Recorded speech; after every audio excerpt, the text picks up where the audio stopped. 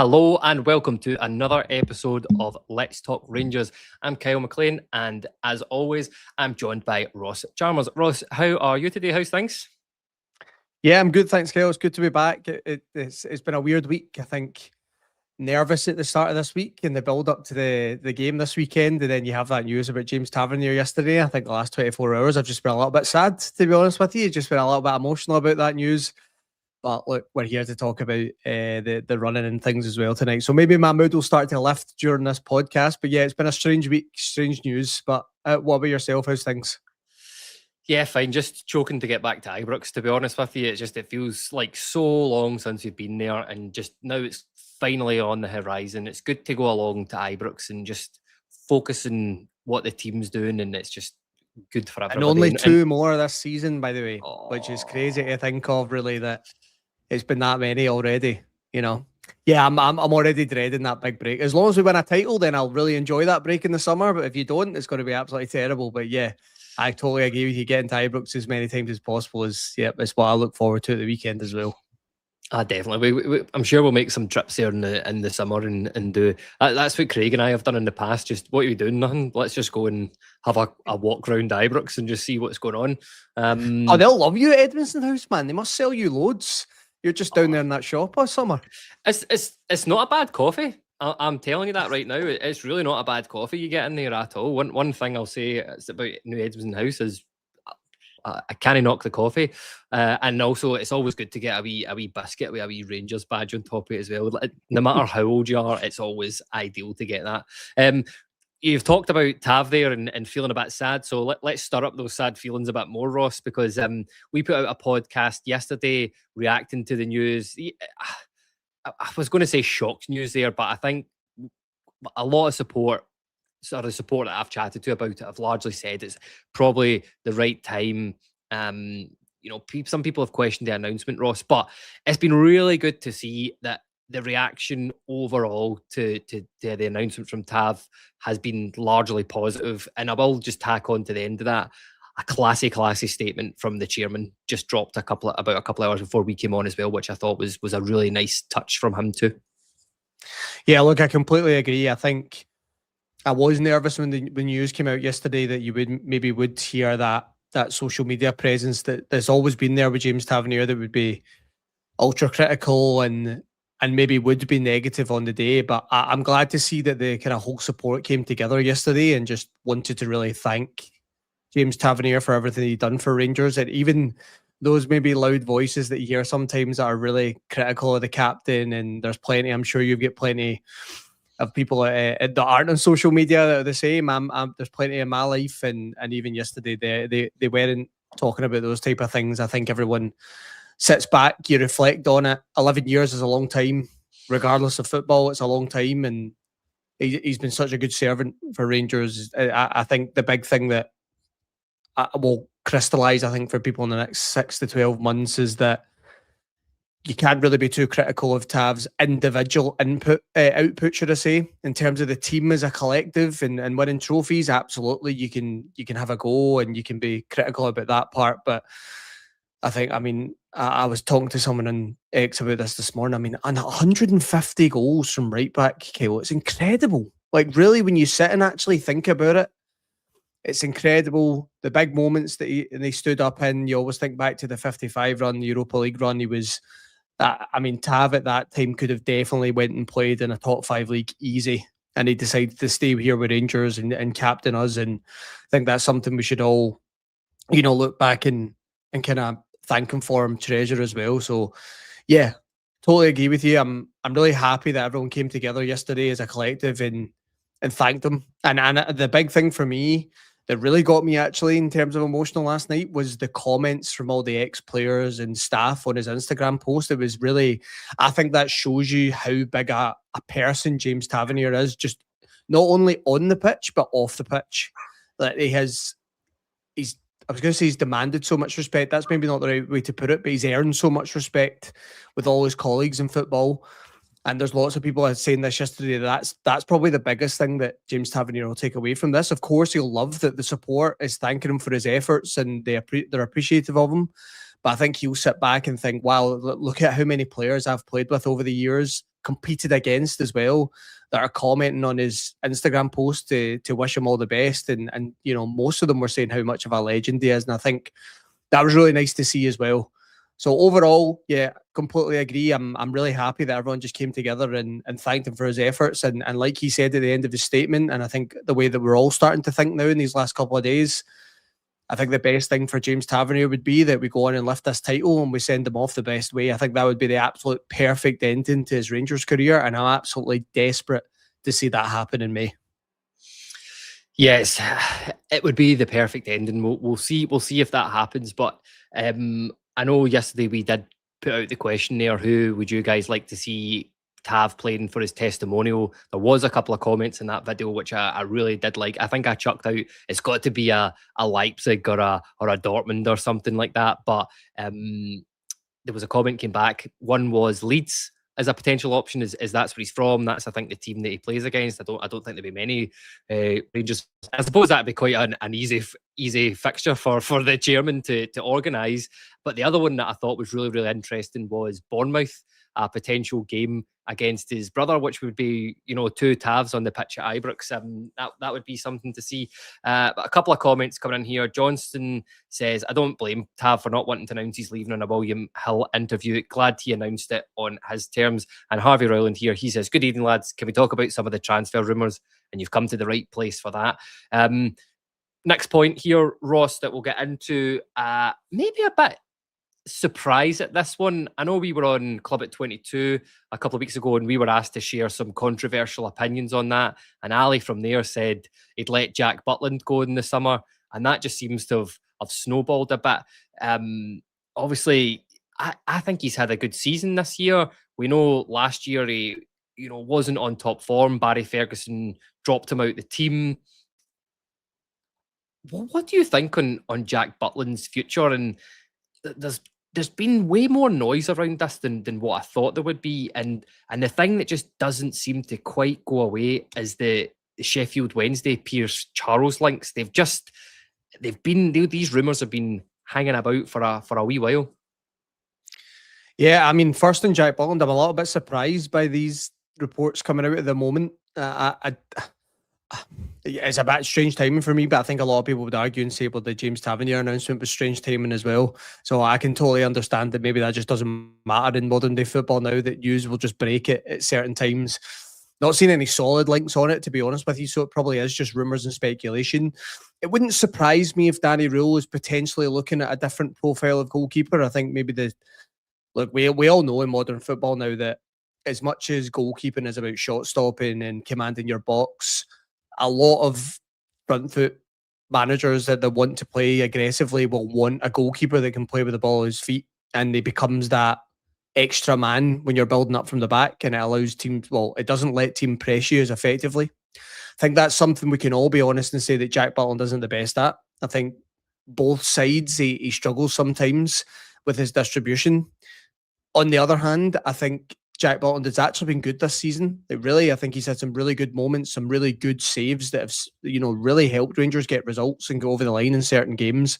I think he's still had a couple of mistakes, but I think that's Jack Butland as a goalkeeper. I don't think he's at Rangers if he doesn't have those mistakes in him. He was destined for the top, really, as an English goalkeeper. I remember him coming through. I think it was at Birmingham. Did he have a loan spell at Birmingham? And then he was really good at Stoke, and then he just fell off completely. So I think for him to be here at this stage of his career probably tells you that he does have mistakes within his game. But overall, the news doesn't surprise me too much. What I would say is I think he's down to the last year after this year. Does Jack Butland want to move? You know, and the big thing that the Rangers would have to consider here is they can't afford to have a Jack Butland as your second choice. It's not feasible. He's on far too much money. He would have to exit if Rangers are looking to bring in a new number one. And again, there's player power in football now. He might not want to go. You know, he might sit in the last year of his deal, and maybe that's something that Rangers will have to consider this summer, where you think, okay, we're not going to give you a new deal, but we're going to keep you as number one for the next season. It's going to be an interesting one in the summer. I'm not completely surprised in terms of the overall story that potentially Rangers could look to move Jack Butland on with a year left, maybe try and recruit some sort of a fee for him. I'm not sure. He does qualify as a homegrown goalkeeper down south in the Premier League, which is always the big thing. I think you look at English goalkeepers, so there is a market for it. But yeah, it's an interesting one. In terms of Pierce Charles and in terms of the replacement, I'll be totally honest with you, Kel. I've not watched lots of him. All the clips I see of him, though, are his distribution, right? Brilliant with the ball at his feet. Unbelievable. Yeah, exactly. He can clip it into the channels. Like, he just looks like that typical modern day goalkeeper. Don't think he's a bad shot stopper.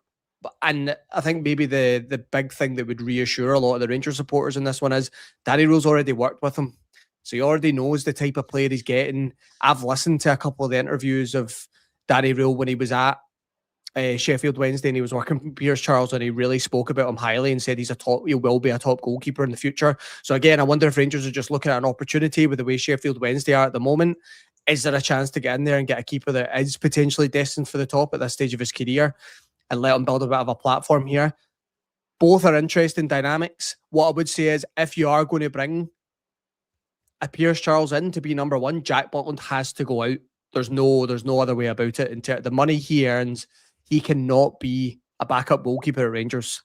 So that's going to be an interesting dynamic in the summer. What I would say is, based on what I said at the start of this answer, I wouldn't be pushing Jack Butland out the door this summer, to be honest with you. I think Rangers have some other priorities they probably need to look at. I mean, they essentially need to rebuild the defence this summer, let's be honest. So I'd be looking at that thinking, right, we've got other areas we need to look at first, and then we'll maybe have a sit down with Jack Butland through pre-season and see what he wants to do.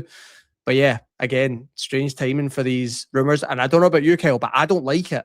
I don't like all this stuff coming out right now when you've got these 5 important games. I've seen stuff about Raskin earlier on the timeline as well, and people talking about Rangers open to a bid. I don't want to read any of this right now. Just don't want any speculation about players right now. We'll deal with it in the summer. But right now, I just want everyone focused on these final 5 games. I'm blaming you for the Raskin chat, man. You started that, so don't even geese it. But yeah, there's a couple of comments here. Keep the Dream Alive says Pierce Charles would be a great piece of business. Speeds98 says, I think Butland has done okay. He has the odd blunder, but when he makes some amazing saves as well. Also, our defence was horrific for a wee while, expecting Jack to pick up a poor defence, which I kind of think's a fair point. Johnston says, my opinion in the Butland is, do Rangers really need to pay the wages he will be on? Could this portion of his wages be better used elsewhere?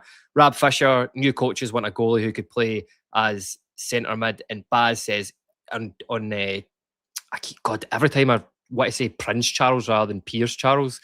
But talking about Pierce Charles, a brilliant. Don't think he'd be a very good goalkeeper, mate. I don't think he would work out. I know he's got pretty big hands, Prince Charles, so you never know. He's a brilliant keeper. Does great for Northern Ireland. Yeah, but it's an odd one, as you said. It's not what you want to see, but it's naturally where fans go when they've not had a game of football to watch for the best part of 2 weeks. So you start talking about it, and it's the other thing. Like, I'm loving all the transfer speculation starting to pick up again, and maybe I think that already touched on it a wee bit there, Ross. But earlier on today, Rangers were linked with the Guinea-Bissau international Gilberto Batista.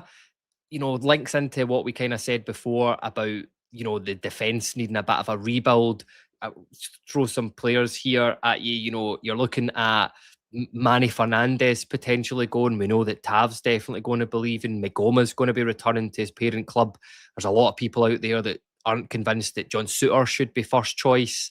Nasser Giga, who I'm understanding is that the club would be willing to look at to keeping him. And the guy I always forget, Cornelius, there's no way, I don't think, with the tiff that's happened between him. Listen, we're not going to both come on here and claim to know loads about a Guinea-Bissau international, but, looking at the profile, Ross, he's pretty young. He's 22 years old, and I think all the players we've been linked with over the last sort of couple of days have all been 22 years old. Plays in the Portuguese First Division with Moreirense. He's a centre back, and just like a quick look at some of the stats. It's passing. He's got some of the best passing, per 90 minutes. He averages over 50 to 60 successful passes a game. Looking at his dribbles, averaging about 1 dribble a game, 80% of successful dribbles, defending, winning about 80% of his duels, and some really positive stats there. Is this the type of profile and player Rangers should be looking at? And just a comment on the sort of wider chat surrounding how big a rebuild's needing in defence. Yeah, you said at the start there, Kyle, I'm not going to pretend that I know everything about Batista that was linked today. I think my Football Manager days are behind me now, so maybe I would have known a wee bit more about him if I'd been still playing that at the moment, as you always do when you find these kind of wonder kids in that game. But yeah, I think overall, in terms of the stats and the data, I've looked at it a little bit. It looks good. Only 22, and I think that maybe comes back to the recruitment that Rangers did do last summer. I think Cornelius was a little bit different. I think Rangers were desperate for a centre back at that point, and someone again that could potentially fill a left back, and Cornelius fit the bill and they brought him in. But if you look at Manny Fernandez, he's only 24. You look at Nasser Giga, I think Nasser Giga's 23, right? So it is young centre backs that is, and I know for football 23, 24 you wouldn't consider young, but for centre backs that is quite young. Centre backs are usually a little bit older. They're usually more experienced heads, and that's maybe the route that Rangers think is the best way to go down. And I think as a support we've always felt that is the way to go, right? You're better to look at younger profiles that you potentially think you could develop, because we can't afford to pay for the ready-made deal. Even if you look at, I know it's unrelated in terms of position, but you look at a Yusuf Chermiti, right?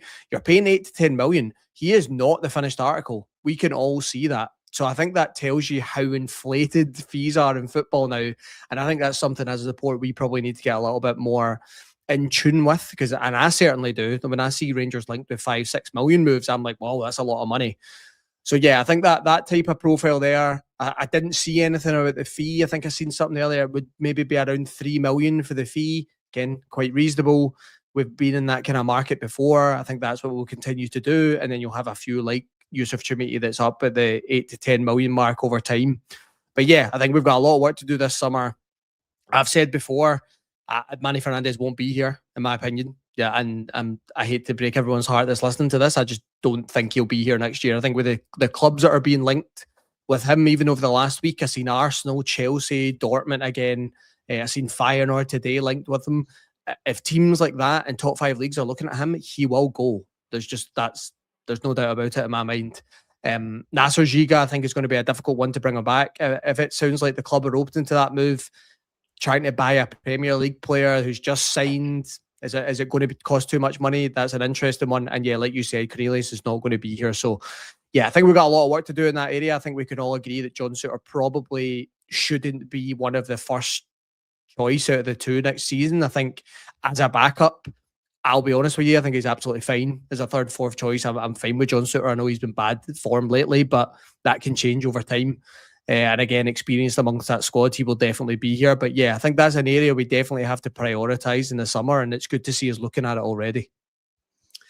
Yeah, just lots of links, and I don't know, it's good to see us being linked with a profile like that as well. A-League prospects here, I think, talking about Nasser Giga, he says 8 million is pocket change for Big Andy, which you never know. It might very well be, given the way we nonchalantly just spent all that money on, what's his chops, Big Chermiti up front. But Harvey Rowland here, as if on cue, he says, what about the 2 Swedish lads Rangers are linked with?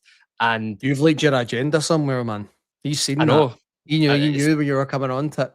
Listen, it's a paid contact. It's just to keep things all going smoothly here. Me and Harvey are like that, all right.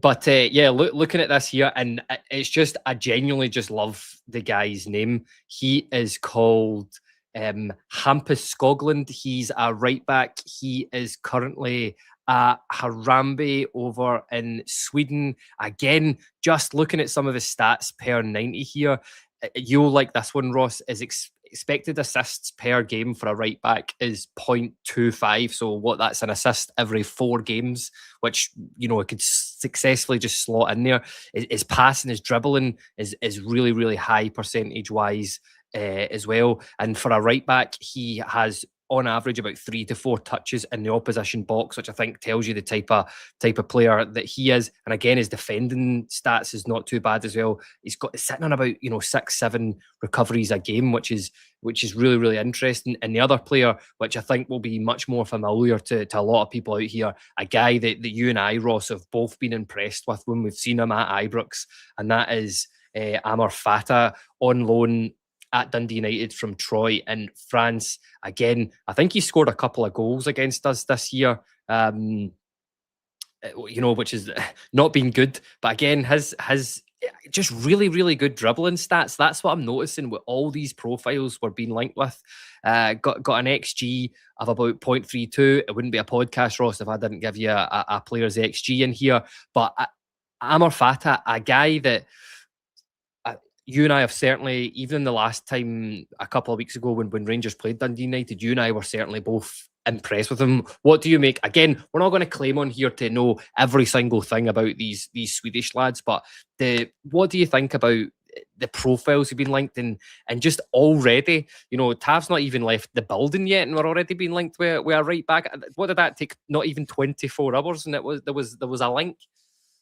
Yeah, actually, I think I seen before we came on, we were linked with another right back from the Eredivisie as well. So, yeah, clearly Rangers are starting to get out there and contact people and contact agents and ask about availability. And look, to be honest with you, I don't think we're ever going to replace James Tavernier's output, unfortunately, but you can certainly bring in someone that Danny Rule thinks maybe fits into his style of football. So I think that's the way we're going to go down. In terms of Skoglund, great name, absolutely love it. I think I've looked at some of the more underlying data for him than I did the Batista from the Portuguese league. And a lot of the stats you've picked out there are really encouraging. Is very creative, can carry the ball, but defensively looks really good as well. Actually, lots of recoveries, lots of tackles, just looks like that modern fullback. Again, 22, developing. I think he's been linked with bigger clubs in the last year as well. So again, maybe Rangers look at this and think, can we get in there before the others do and give him a bigger platform to develop? Hammer, I always struggle to say their name. Hammarby, I think is the right way to say it, but I could be wrong. I've actually seen they've sold quite a few players in the last few years for big money. I think they bought a winger. I think or Napoli bought a winger from them for 12 million, I think, last year. So they're definitely a club that are starting to produce talent themselves. So I really like that one. Again, we're really honest about this. I'd like to think I do my research when I can. I haven't had enough time to look into this boy, and I certainly will over the next week or so. And we'll do plenty of these kind of profiles during the summer when it's transfer season, and we'll dig into the players a little bit deeper. Amar Fatah is one that really interests me. I always think, who are the kind of domestic players that Rangers should target? I always try and think that way in terms of, Luke Graham's one of them. I think he's nailed on, and obviously there was a lot of speculation a month ago that Rangers were in for him, and I do have a feeling that one might happen. But Amar Fatah, every time I've seen him, not even just against Rangers, just in standard domestic games for Dundee United, looks very good. Very good. That kind of inside forward, the best way to describe it, super direct, will always take his man on. And I think the big thing for Fatah is he's a really good finisher from out wide. I mean, his underlying data in terms of goals is very good. I think he's got a 6 XG this season, but his expected goals on target is about 8.25. So it shows you how good a finisher he actually is. Like, he is, the chances he is getting, he is outperforming that chance in terms of his finish. I really like the look of him. I think the return is 9 goals and 4 assists in 34 games. I think that's a really good return for someone that's playing for a bottom 6 side in the SPFL. Not really surprised in terms of the underlying talent. Again, my pronunciation might be wrong here. I always say Troyes, but I believe it's like Troyes, the best way to describe them. That French team, we'll just say that French team, but they fall under the City Football Group. And I did see he was on trial with Manchester City in 2024. So there clearly is talent there that the City Football Group have recognised, and maybe he's just not been able to put it together long enough. I think Troyes bought him for €5 million in 2022. So there has been a lot of hype about him. that one really interests me, just probably because we've seen him, right? This is what football's all about.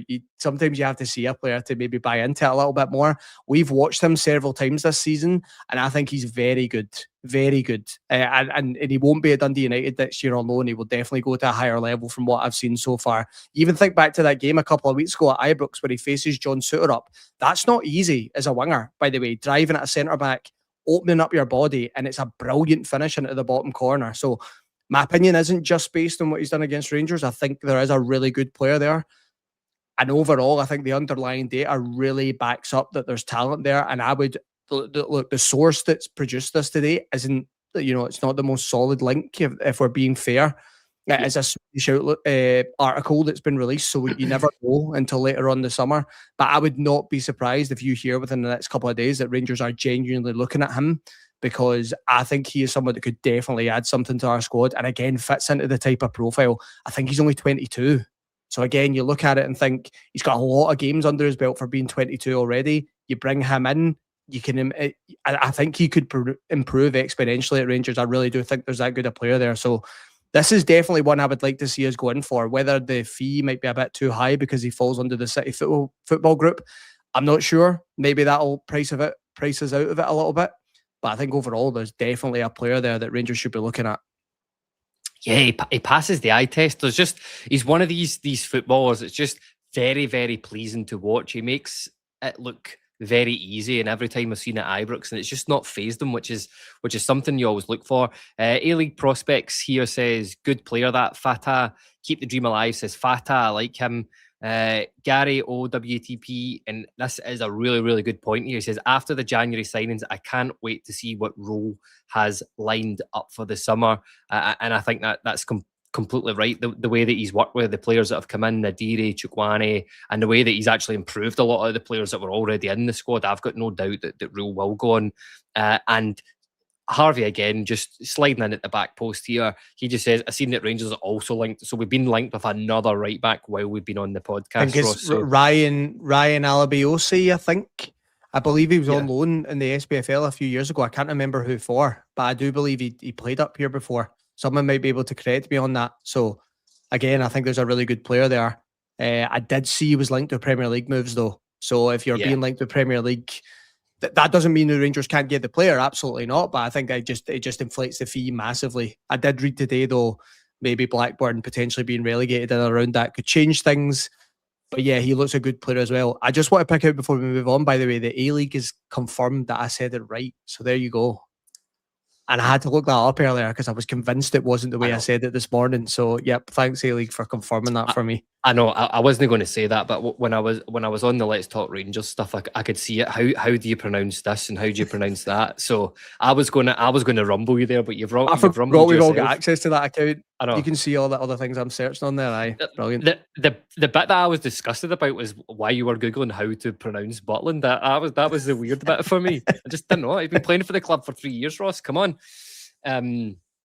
So yeah, here we go. So the next aspect of the podcast I want to move on to, and it's only really one place to go. Rangers take on Motherwell, and just insert superlative here, hyperbole here in terms of how massive a game that's going to be. But Ross, we've been on here, we've talked about how impressed we've been with the way Motherwell have played at Ibrox, the way they've, the football philosophy that their manager has and sets out.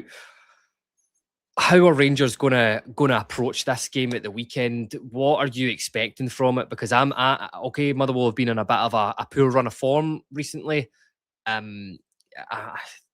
Admittedly, I've been watching a bit more of the SPFL and other teams than what I've done in previous years, just because of how close this title race is. But for me, Masso and Issei, missed a couple of big chances against Hearts, but they still looked dangerous in that game. What have Rangers got to do to stop a repeat of the 1-1 game away at Fir Park, where took an early lead, looked to be all singing, all dancing, and just lost complete control of the game? Yeah, I think it's finding the balance, Kyle. I think Rangers come into this game as the form team in the league. And I think there has to be an element that we do focus on ourselves and take the positives from that and think that if we play at the level that we can play at, that we've been shown in the last few weeks, that we should be able to take care of a Motherwell side that, let's be honest, have struggled in the last 4 or 5 weeks. I think they've not won since February now, the 28th of February. So it is quite a while since they picked up a win. I think they've lost 4 out of the last 5. I had a little look at the underlying data in terms of XG and XG goal conceded and things like that over the last couple of days, because it helps me calm down when I'm getting a little bit nervous about these things. And Motherwell are in bad form, even with data-wise. Like, they are not playing well at the moment. What I would say is I think there's always the potential that they can show up. And you look at that game that they played a couple of weeks ago against Hearts at Tynecastle, and you're totally right to bring it up. I mean, Maswinisi has 2 massive chances to win that game. And I think he's got 17 goals this season, which again shows you he's such a threat, and we'll have to be aware of it. He could take the game there, right there, and he doesn't. And the big thing I took from that again was Motherwell created from open play that day 2 XG, which is high. That is really high away at Tynecastle. So I think there's always the potential that they can come to Ibrox and make it difficult for us. What I would say from our perspective, I think the way we've been pressing lately, a lot more aggressive, because if you think back to that game at Fir Park, after Rangers got the goal that night, we really stood off Motherwell and let them play, really. We just didn't get close to them at all. And I think if we're all honest, they deserved that equaliser that night. It was a sucker punch of how late it came in the game. But I think if we're being honest and looking at it from a neutral perspective, I think it's fair to say that they probably deserve something out of the game. So I think we have to try and, as much as focus on ourselves, and that's really important in a title race, and trying to get the 3 points at the end of the day, I think we also have to come into this game and realise you are playing a really good side. You're playing a tough opposition, and we have to try our best to stop them. And I think teams have been able to do it in the last 4 or 5 weeks. You can see that by the results. So there's maybe something there that Danny Rowe can look at. Maybe there is that underlying element that Motherwell have been found out a little bit, and teams have worked out how to play against them. And I think that's something that we can take confidence going into the game. But there's no doubt about it. It will be a tough game. I think we're all agreed that Motherwell have played some of the best football that the SPFL's seen in a long time this season. They've been brilliant to watch. I think it's 5 of their players in the team of the year, which is very difficult to argue with the seasons that both Rangers and Celtic have had, to only have 1 player in the team from both of those sides. So I think it's going to be a really difficult game for us, but I'm confident based on all the kind of previous form of the sides coming into the game, some of the underlying data, just the way we've been playing in general. I do think we should have enough to go over the line here and take 3 points in that first game in the split. Yeah, we've got to. It's going to be a fascinating game at Ibrox anyway. A couple of comments here. Mark Dowie, straight out there, just no covering it. Kyle, Motherwell haven't won in weeks. Rotten. So there we go on that one. And he's not a Jens Bertolasko fan. He's not having it. He's not having the hype. Rotten. Listen, great manager and all that stuff, but I'm not quite sure I'm a fan either. But Rab Fisher here says Rangers attack, and A-League prospects. He pipes up and he says, I'm still in the Maswinisi train. I'm still in the Ryan Nadiri train, and they'll know exactly what that means. But yeah, Ross, the team on Sunday there, I mean, I think barring any injury issues, it largely picks itself. I mean, I think the big hope here, Craig and I were talking about it last week, waxing lyrical on the Sunday podcast, that obviously about Tuur Romans. If he's fit, he comes back into the team. I'm assuming we'll go with Miovski and Chermiti up. We have to go with Miovski and Chermiti up top, in my opinion. The midfield, Chukwani, Raskin, Sterling at right back. I mean, I can't see any to make like crazy changes from that, if I'm being honest. What's your thoughts on the starting 11 that'll take Motherwell on Sunday? Yeah, a couple of things actually I disagree with. I don't think we'll see Tuur Romans for this game. I think the manager, and we'll find out tomorrow, I think the manager said that he was maybe looking at the second game of the split, which makes me think that they won't risk him for this one. And I think he should. We'll talk about this in the next week, but I think he could be huge for that game at Tynecastle. Tuur Romans, if you get him back, especially with the Hearts have just had McEntee ruled out for the season, so they're really struggling on that right hand side. So I think he can make a big difference. So I wonder if you just keep him fresh for that game. I totally understand there's lots of people that will go, well, it's a game at the time, you play your best team, and I totally get it, but Tuur Romans might not be ready to go, so why risk him? I think that's a big thing. And I actually disagree with you. I don't think he'll start Miovski. I think he'll play Asgard again. I think he'll bring Miovski off the bench. And I think the reason why is because Motherwell are so good on the ball in terms of possession. I think he'll want another midfielder type in there that can allow Rangers to hold the ball and retain the ball a little bit. Because let's be honest, that's not Miovski's game. Miovski is probably someone that's going to play in the last line. He's going to get you plenty of goals. And again, I think in recent weeks, we've shown that bringing him off the bench is effective. And I think when you've only got two strikers right now, we don't know what's happening with Ryan Nadiri. There is some speculation that he potentially might be back before the end of the season. It's not been confirmed. I just think Miovski off the bench is a real threat right now. And I wonder if you get to the 60, 70 minute mark against Motherwell and say the game is tight, you can bring Miovski off the bench when it starts to get a little bit tight in terms of the scoreline. It starts to get a bit stretched in terms of the game itself. That's the time where I think Miovski would thrive. And I think you've seen that in recent weeks. So I actually think it's going to be the same lineup as Falkirk. I think he'll go with the same lineup, other than bringing Sterling back in. I think he'll stick with that. I think he's got a little bit of familiarity in the side now. I think people are starting to gel a little bit more, and overall Rangers have been creating plenty of chances with this as well. So probably a controversial one. I'm sure there's plenty of people that will disagree and that they think that Miovski needs to come into the team. But on the other hand, as much as Miovski's been good, I actually think Taylor Asgard's been under the radar a little bit. I genuinely do think he's done pretty well in recent weeks. And again, I think there's that underlying narrative about Asgard that just we don't think he's good enough or he's not up to it mentally. And he's maybe just not getting the praise that I think he maybe deserves at this point. But I do think and you and I have spoken about this plenty of times, Kel. I do think the manager really likes him. So I think he'll keep him in, and because we've only got two strikers at the moment, he will think the best use of Miovski right now is off the bench. Maybe that changes if Ryan Nadiri comes back, but I think right now Miovski off the bench is definitely more of a threat. Oh, don't you get me excited about the possibility of Ryan Nadiri being back, eh? But listen, few good comments here. A-League prospect. A lot of them agreeing with you, weirdly enough, Ross. Asgard's pressing is underrated. Screens passing lanes really effectively. Imagine Robbins comes on with 30 minutes to go, knowing he can go full gas. Gary Churchill here says, I can't remember the last. Don't know how that made it in there. But listen, if Butland's not had to make good saves, I will take that all day long. By the way, this is the comment. We need two strikers. We are woeful with one. And multiple man here says Sterling should come in for Tav. The only thing I would say back to that about not starting Asgard up top and going with the same team that started against Falkirk. They were 2-0 down after like 30 minutes. How many times can that team and okay, Falkirk possession ball, high pressing. Motherwell are a similar-ish style. Maybe what's the word? Maybe pass the ball a bit more than Falkirk do, Motherwell. But I just think you've got to, in these games, you've got to start with your strongest 11. Like I can see him going with Asgard up top, but for me, it's got to be Chermiti and Miovski just to get.